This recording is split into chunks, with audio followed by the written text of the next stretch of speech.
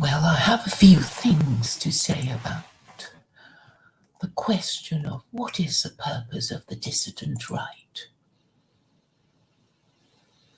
It is actually a question asked by somebody else,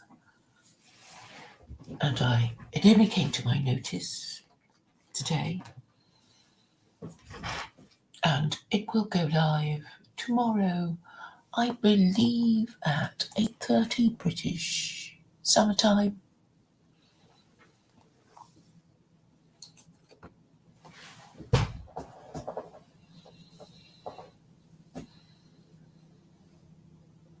Now, what is the dissident right? It used to be called the alt-right, and I understand that expression to mean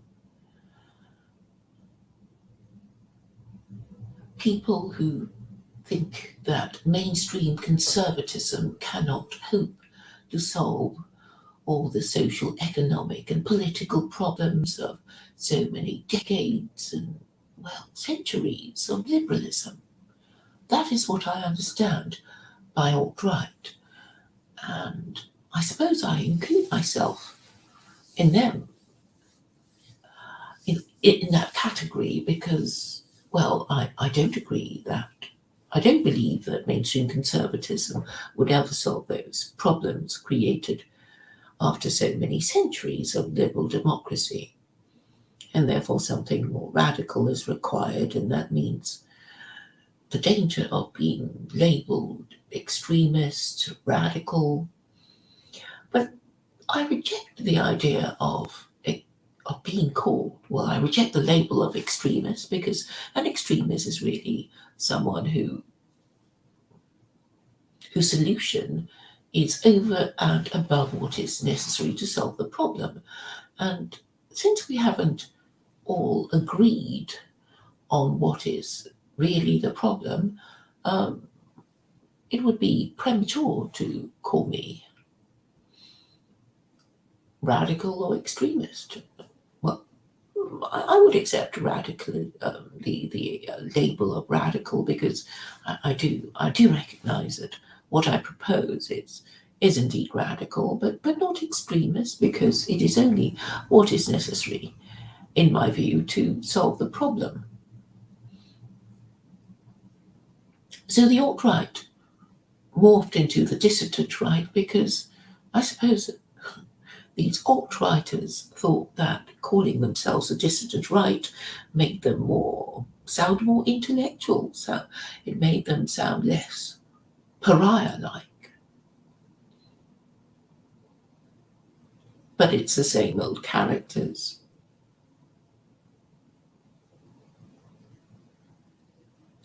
But, well, if somebody wants to change their name, I guess you have to go along with it, because to call them something they don't want to be called is, well, disrespectful. It's a bit like the pronouns thing, isn't it? You know, if you decide that you're going to be, what could be, okay, I'm thinking of examples other than, transgenderism. It is annoying to have to call somebody a she when you know him to be a he, and being forced to call somebody a pronoun that you don't think is suited to that person will cause irritation, resentment, anger, perhaps. But supposing you were Christian and you converted to Islam, or vice versa, it doesn't matter which way. Obviously, you don't want to be known as an adherent of the religion that you have renounced. You want to be known as an adherent of the religion you are now following. But qualitatively, I mean, in terms of the content of the ideology of the dissident right, the content is the same. It's the same old characters, the usual racists, anti-Semites, Islamophobes, which is not really It's not compulsory, it's just optional, because I don't regard myself as an anti-Semite, Islamophobe, or a racist. Though, of course, there will be people who will find my views offensive, but that does not mean to say that I hate them. And what if I do hate them? It's my right to hate them. Don't I have a right to hate people? As long as I don't incite violence against them, I think I am allowed to hate whomsoever I please. Not that I do, because it is unproductive. And it is something that I have been trying to tell anti-Semites and Islamophobes about, because their hatred is unproductive. But I see their hatred as a product of the unofficial religion called anti-Semitism and Islamophobia that they have fallen into. So while they would deny that they are that their religion is indeed anti-Semitism or Islamophobia, for many of them it is. And even when you can furnish reasons why they should not hate Jews, should not blame Jews or Muslims, or they don't seem to want to change their minds, even though they know that expressing these views would lower them in status and into a social and political pariah. And that is the reality of the political environment. Now, I know I've just said that it is not anybody's business. They can't stop us hating whoever we like. But obviously, it's not a good idea to go around saying you hate these people, because you're just going to antagonize them and make enemies, and whatever criticism you want to make of them, it should be made in a measured way, so that people will think you are reason. And this is what I have tried to do. Some might argue without success, but I think reason is the only way of solving and avoiding problems. And I have been using reason and undisputed fact to choose a moral system for the country I reside in. And it is really as necessary as oxygen to human beings to have what is called a moral system, which is really just a system of rules. So we are all, as Heidegger would say, thrown into this world. What are we to do? We have to live with authenticity. What does it mean to live with authenticity? Heidegger doesn't really say.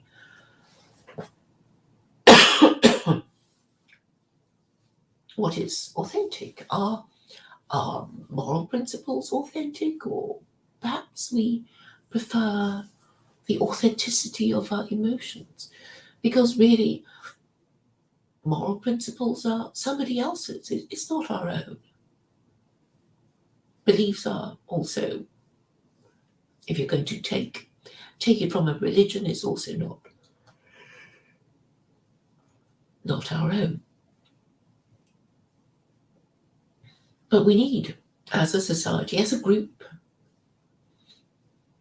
clear ideas of what is within the law and what is outside the law. And hopefully, if we're going to be following a moral system, it should be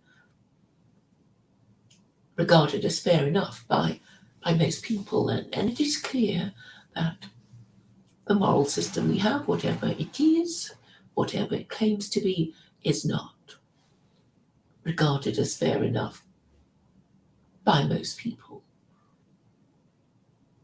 And this is really the danger point at which might tip us into a revolution.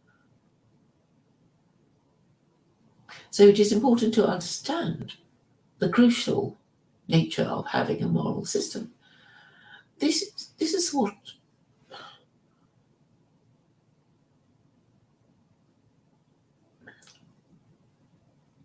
the role of religion is that of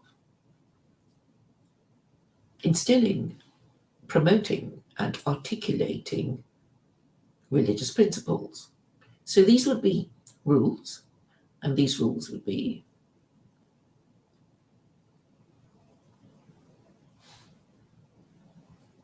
promulgated, official, enforce.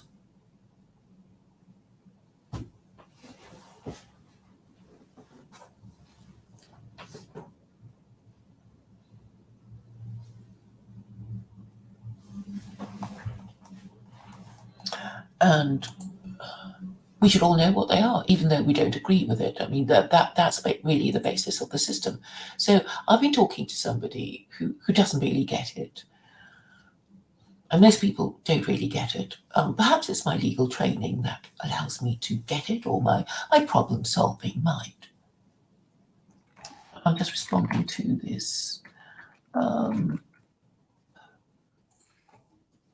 in the chat.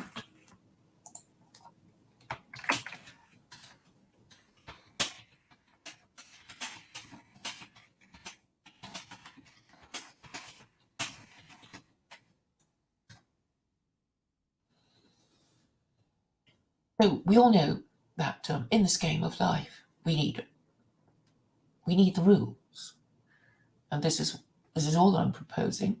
So there's no point playing whatever game it is you're playing, with no stated object or rules. We would know what we were doing, and we would just be lost souls. So if we're going to play a game, be it Gin Rummy or Monopoly or Risk or whatever it is, we need to know what it is.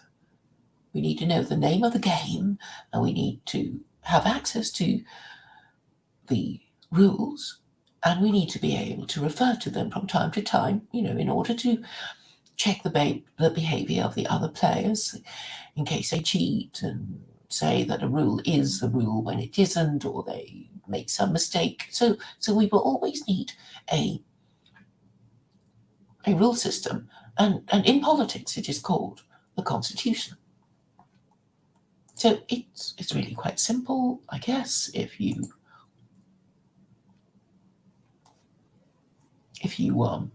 understand how the system works.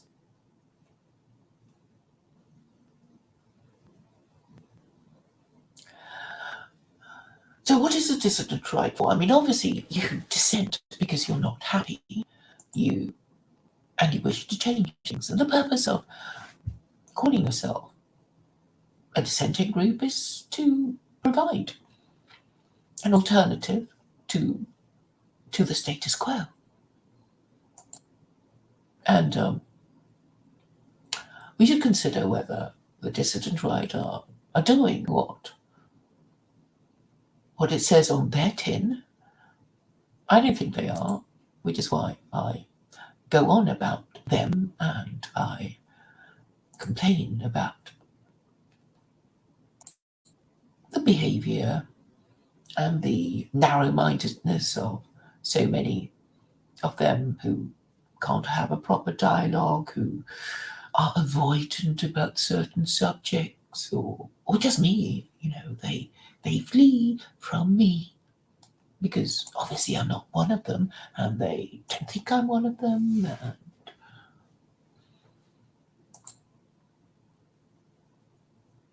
Or even when I have known them for quite a while, they do not quite accept my authority. Now, what authority do I have? I mean, obviously, I wasn't born here. I'm not white. I'm not male. It's very difficult for these angry white men to accept my authority, or even acknowledge the validity of what I'm trying to say, or the soundness of my arguments. Assuming that they know what these concepts mean, but I suspect they don't. That is the terrible tragedy of the dissident right. Now, they're not all plebs who never went to university. Some of them are academics like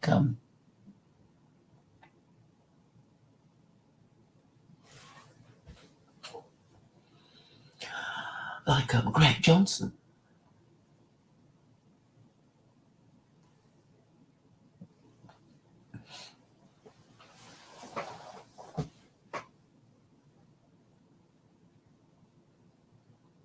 Well, I'm looking at their chat now, and well, it's all right. You know, they don't have to like me. So I've got a comment from somebody called Insert Name Here, who is Wrench, saying, "How many channels do you need?"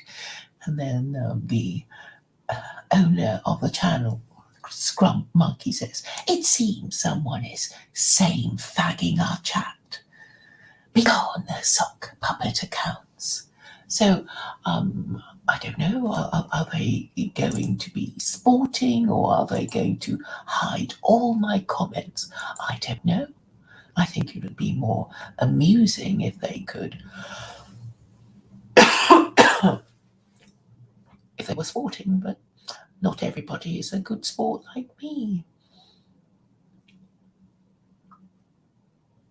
So you can all go there if you want, and well, make some noise.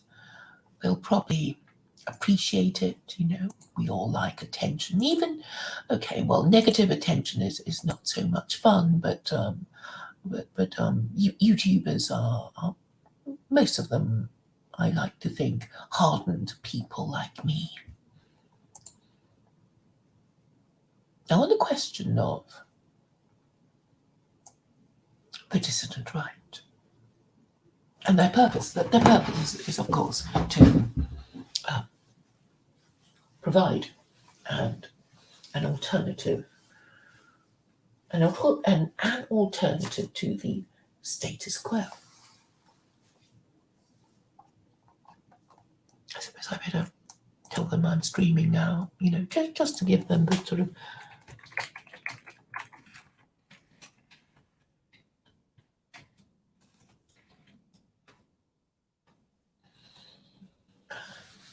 so they have to come up with an alternative that is obviously, you know, morally and intellectually respectable, and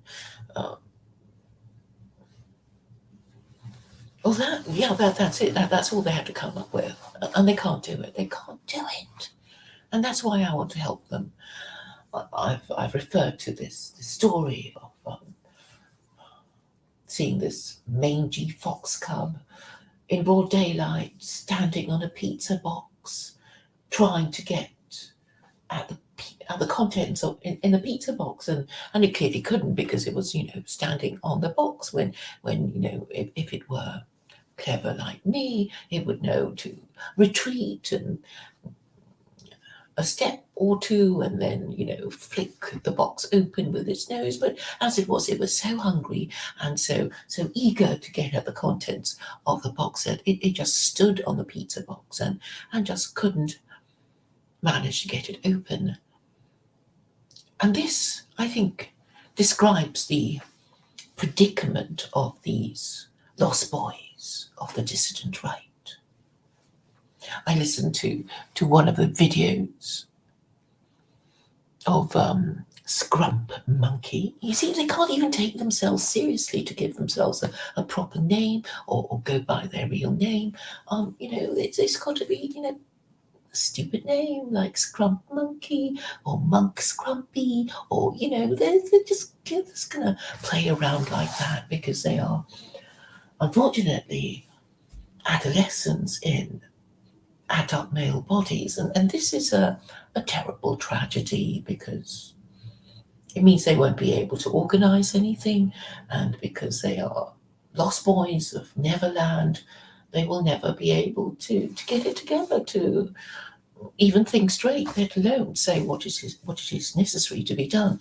And because of their disorganization and their lack of ability to cooperate with each other, and the fact that they have been more or less abandoned by their fathers, by the previous generation, they are truly lost boys. And this is in stark contrast to the groups that they're always complaining about, these Jews, these Muslims. Well, at least they stay together. They have the benefit of the previous generation of men who have resources, experience, knowledge to pass on to them. But these sad, orphaned, aging, unmarriageable men of the dissident right probably will never get it together to say anything in a way that will be taken seriously by anyone. So, unfortunately, that is a problem, and not only will they be unable to discuss any idea properly, they will find it hard to be taken seriously, and also they find it hard to take each other seriously because of their lack of hierarchy. And unfortunately, the dissident right is not an organized political. It is not a political organization, I should say. If it resembles any movement, it would be the hippie movement, where, yes, you get these men with long hair and beards, and they wear their beads and they smoke their pot, but they have no leader. Well, with organized religion, you have the Pope, you have the patriarchs of the Orthodox Church, you have the Ayatollah, you have the Imam, you have the Emir, you have, if these Muslims finally get their act together, a Caliph. And so we come to the problem of the ability of these lost boys of Neverland to actually organize themselves, and very sadly they haven't the faintest idea of how to go about these things. That they're not taking any advice, even if there were any advice given to them, and they observe no real discipline and have no hierarchy. I mean, perhaps with YouTubers, they just, go according to whoever has the most subscribers. But I don't take that seriously at all, just because, well, you get lots of channels with lots of subscribers, but, well, they might be a bit dim. So it's not a numbers game. And I know that I have been making inroads on the nationalist scene just because I try to be ubiquitous, and I try to explain my ideas clearly without fear or favour. I've been doing it consistently. I am known on both sides of the Atlantic, and maybe throughout the Anglosphere, because I think I am known in Australia and New Zealand,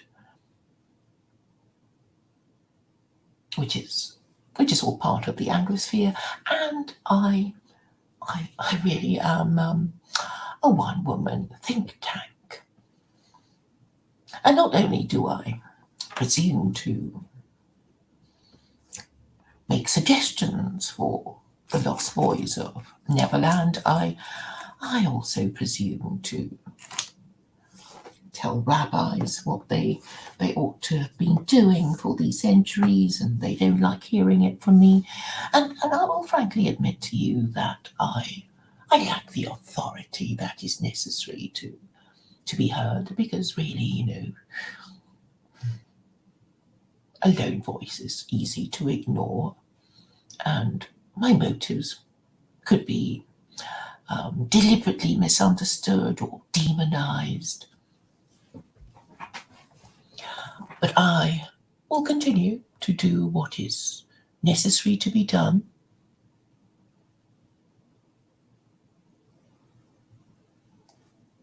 So I have two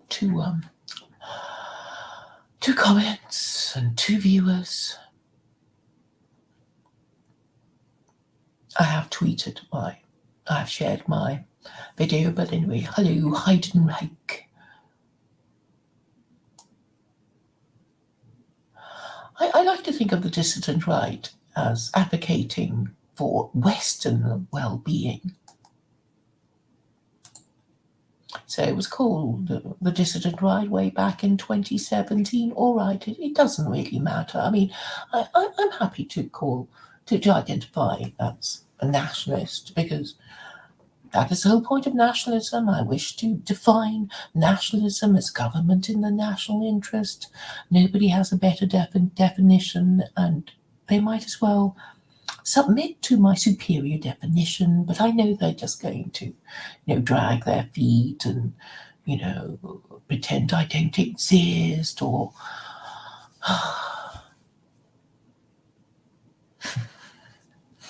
Howard says, it's not Neverland like in Peter Pan. It's like in Pinocchio, where all the lost boys got turned into donkeys. That's a good one, Howard.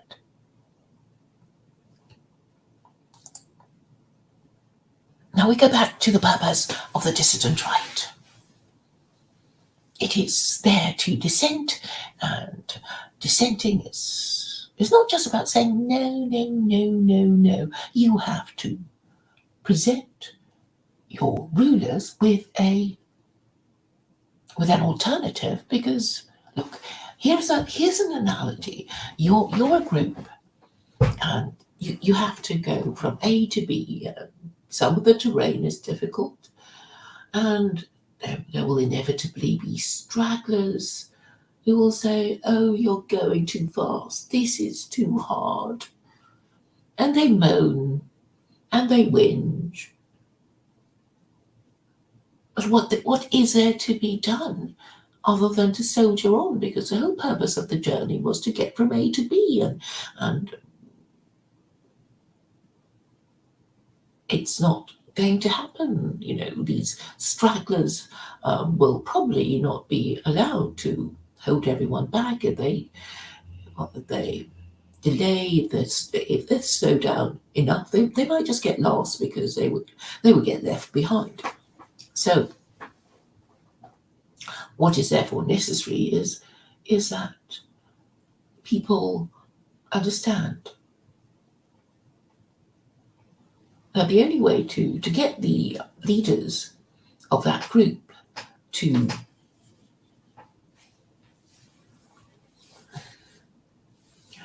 change course or take a different route is to actually suggest a different course and a different route. And they haven't got there yet. They don't even know that this is what they must do. So they just whinge and they moan, and people just ignore them because, it's just annoying to hear people who only complain and never bring solutions to problems. So they would just be ignored. And unfortunately, these lost boys of Neverland are being ignored. And it will probably... I can't remember the story about Wendy, but anyway, I guess, Wendy will one day grow up and never see Peter Pan and the Lost Boys again. But that's not the idea of the dissident right. They need to, have solutions, and they don't, because, all they do is they just fall back onto their whinging about Jews and whinging about Muslims and just not being able to understand that the people they complain about, these Jews and these Muslims, have a religion which they don't, and these Jews and these Muslims have fathers and senior men in their group who will assist them with their experience and knowledge and resources, while these lost boys of Neverland are probably estranged from their fathers, if they've ever met them. So that That is really the problem. They are without the cultural, educational, and social capital that Jews and Muslims have. I know it's a hard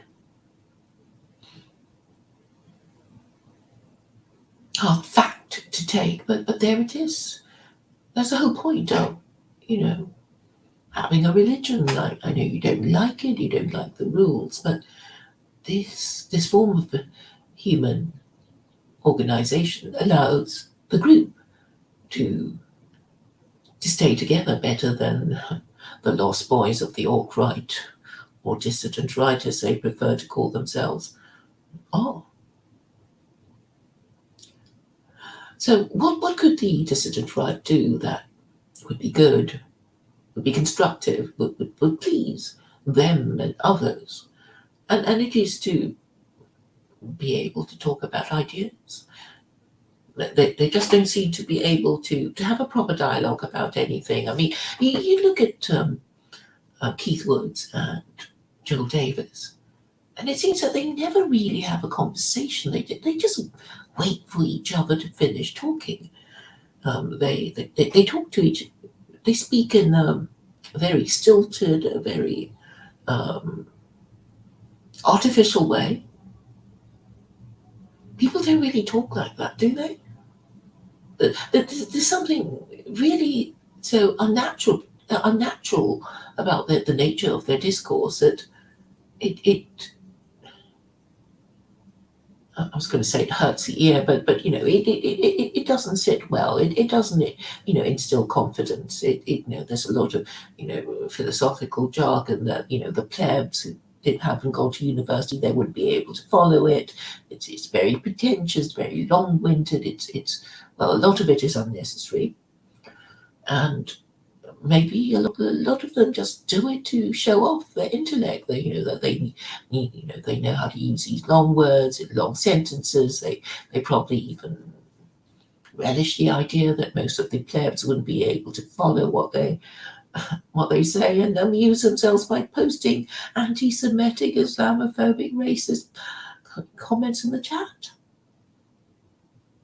But then I suppose they think it's enough. It's enough to do that. That they feel that catering for all abilities.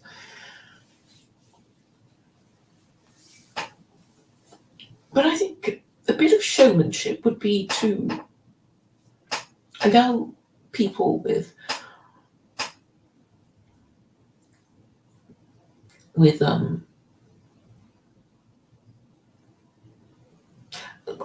to allow people who disagree with each other to confront each other in a stream. I think that would be entertaining. I think that would be constructive. It would allow people to develop ideas, and obviously I should be there, because obviously everybody hates my ideas and they want to throw rocks at me, and I'm quite happy to answer questions. I'm always happy to answer questions. So the topic for discussion, I guess, for as far as I'm concerned, would be civic and ethno-nationalism. I mean, obviously I can't support. Well, actually, can I or can't I? I mean, I really would like to be able to explain, different ways of using my moral system. It actually could be used by ethno-nationalists, because if you define a white nationalist, I mean, you could make them. Well, you could detoxify them and say, a white nationalist is merely a white person living in a West who doesn't want to be outnumbered or become a second-class citizen in his own homeland. And there you go. You just take all the sort of horror of being in a basket of deplorables right out of it. But you have to command the terms of the debate, and you have to well, commanded by defining it. And obviously, to define it, you have to agree with others about its definition or have a little discussion about it before agreeing. And this sort of thing would be um, useful in the framing of the narrative of where we want to go.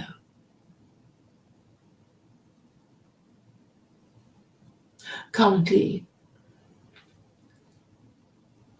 the dissident right are basically people who don't really talk to each other, who are actually afraid of disagreement and really don't want to talk about things because they don't think they're going anywhere. And all they want to do is kind of just hang on to their incomes, I suppose. It's a very defeatist and narrow-minded way. They just want to be with the people who agree with them and don't really want to venture to new places or meet new people. And therefore they will stay small and discredited and shrinking. In the meantime, things get worse. Important matters are not discussed. My position is very simple, that Christianity is kaput, liberalism is for losers. What is our official moral system? Nobody can tell us.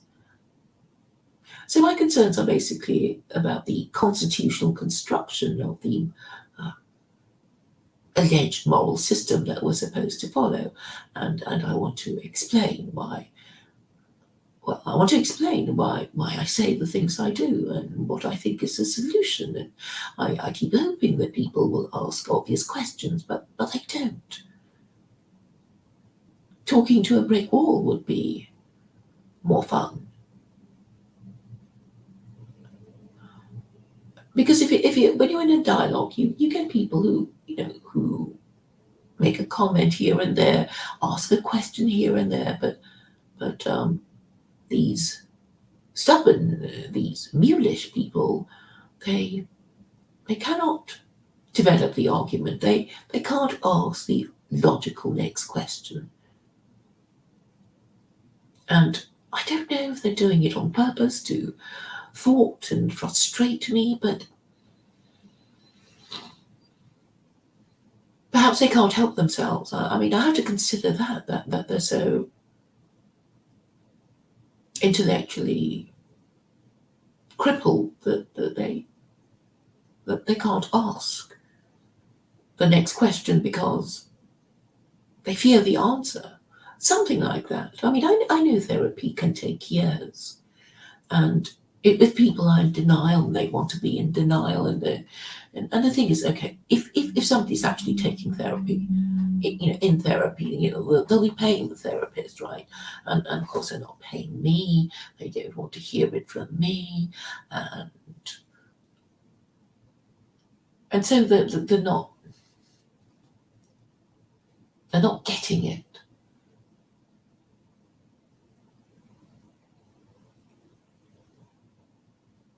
And it's possible that a lot of them are, in this sort of hopeless position of, well, it's all over now anyway. All they can do is hope to tread water and derive a little bit of income and I just hope that I will die before the shit hits a fan, before the correction of secular Quranism or whatever it is they want to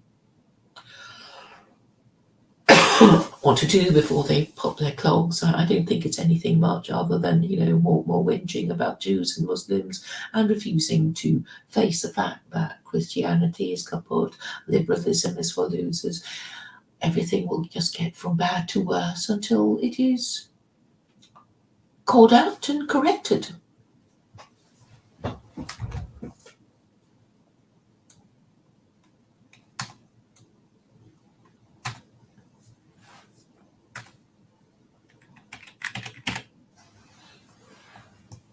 I hope I have a few sensible questions, but not really.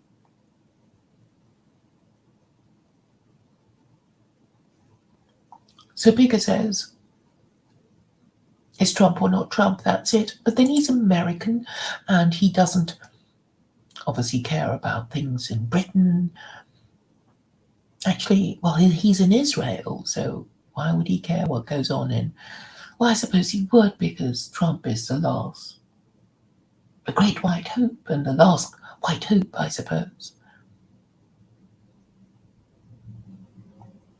So Pigger's criticism of Trump is that he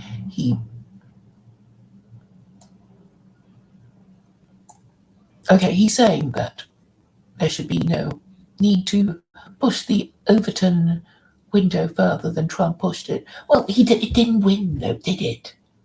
He didn't win.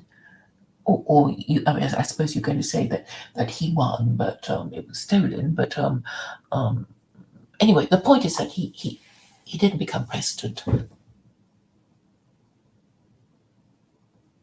He didn't become president because he didn't win.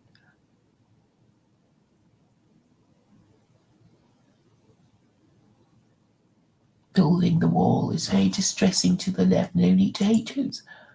Well, I wasn't proposing to hate Jews. I didn't propose to hate people at all.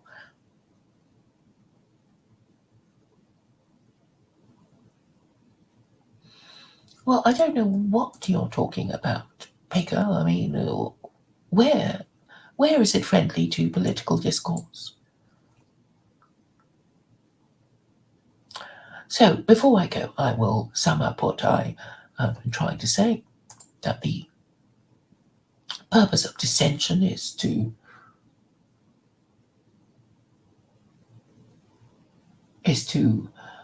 provide an alternative to the status quo, and the dissident right need to provide a clear alternative that is morally and intellectually respectable, and they haven't been able to do that at all because they are so disorganized, and the fact that they are regarded as social and political pariahs doesn't help. But they're not doing anything to raise their own status because perhaps they're just not up to it. I don't know. Unfortunately, plenty of people give the impression of suffering from a learning disability, mental health issues, character defect, and this is not the thing. You need to show people that you are as good or better than them. Otherwise, well, why would they listen to you? And obviously, if you think you know the way, then you have to say so and show it. And I think I know the way. As I keep saying, I've won all the arguments. Is it my fault if you don't know that I've won all the arguments? I think really that is the problem. I was listening to a video by Rabbi Miswaki saying how stupid Israeli politicians are. And he was saying that the Minister of Finance and the Minister of Defense, well, one's a moron, the other's a bigger moron, and they can't say 3 sentences without being guilty of a non sequitur.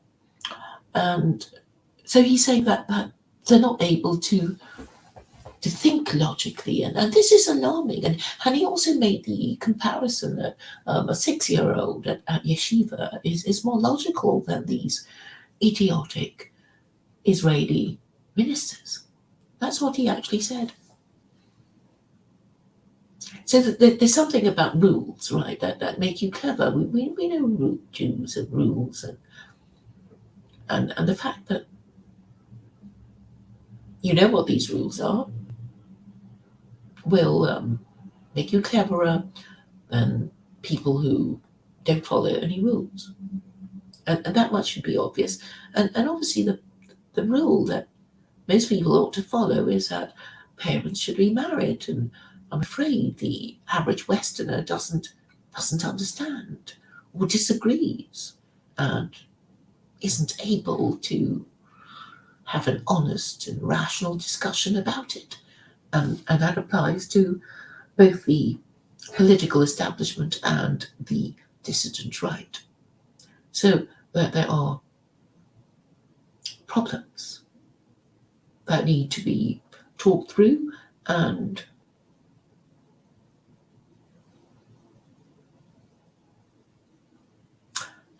analysed and resolved. Thank you all for listening.